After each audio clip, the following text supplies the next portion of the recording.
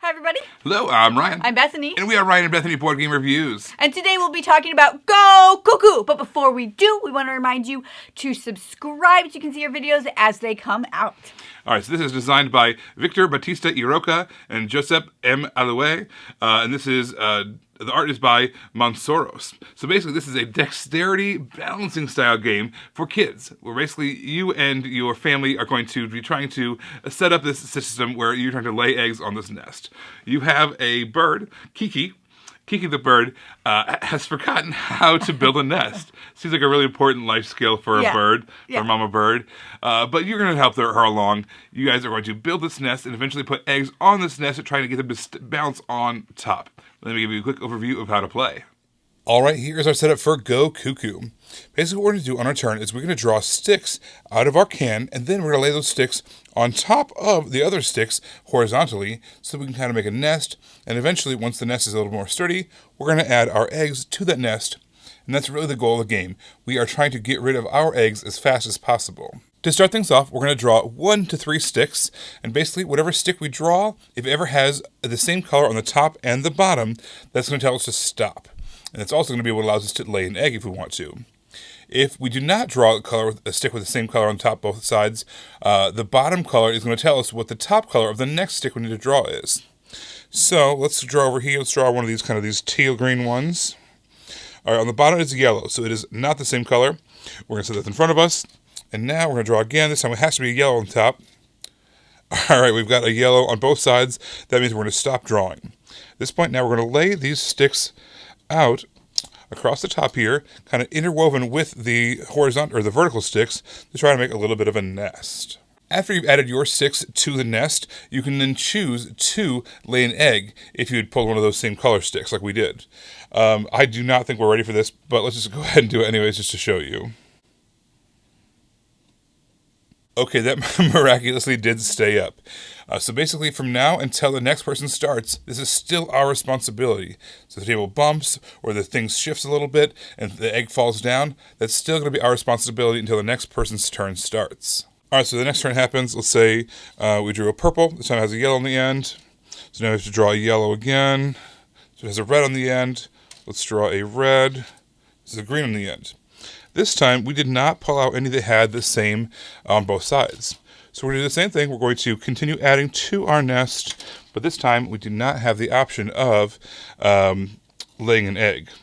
And in fact, while we're doing this, if that egg that is on there does fall down, that is our responsibility again. If any of the sticks fall out as you're adding, you do need to add them back in, and that's going to end your turn. Also, if an egg falls down, if it falls off the edge into the outer area, you're going to have to collect all those and add them into your own supply. If something falls down into the middle on your turn, what you're going to have to do in that case is take an egg from your opponent who has the most amount of eggs. That's kind of like a catch-up mechanism for that player, as well as a little bit of a punishment for you. That's really all there is to the game. We're going to be laying these sticks out, trying to make as stable of a nest as possible, getting our eggs on there. Once one player has put all their eggs onto the basket, then what they're going to do is they are going to add Kiki herself onto the nest as delicately as possible. And if she's able to stay on there without knocking out any eggs or herself, you are going to win the game. I gotta say, I really love that Devere went with his packaging.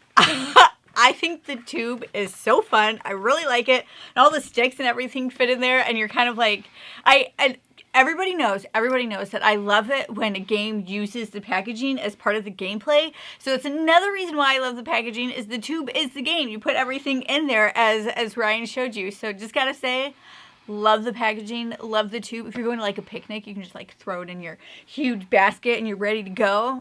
Loved it. Great job, Devere. On your turns, you have a variable number of sticks that you're going to be pulling out. You're basically going until you find one of those double-sided, colors on both sides. So you might pull one out and get it right away, or might you pull 3.